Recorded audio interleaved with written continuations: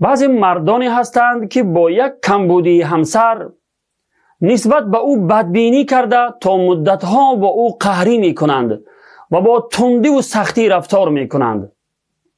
او را تحقیر و اهانت کرده با هر خیل سخنان قبیح دلش را می رنجانند.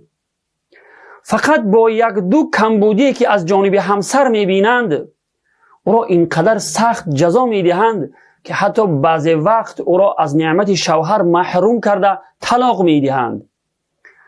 البته چون این کار در شأن یک مرد مسلمان نمی زیبد و پستی و فرومایگی مرد را نشان می دهد. پیامبر خدا صلی الله علیه و سلم که دعوا می کنیم که پیرو او هستیم چون این رفتار نمی کردند.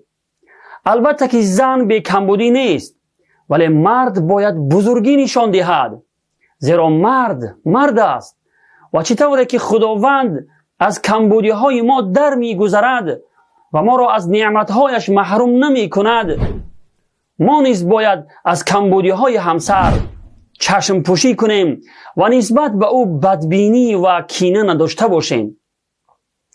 جوان مردان مسلمان، شما فقط به کمبودی های همسر نگاه نکنید، با خوبی هایش هم نظر کنید. البته که خوبی هایش خیلی زیاد هستند. تصور کنید اگر چنین بدبینی و بدرفتاری که با همسرت میکنی کسی دیگری با دختر یا خواهر شما کند، آیا برای شما پسند است؟ در حق زنان از الله بترسید.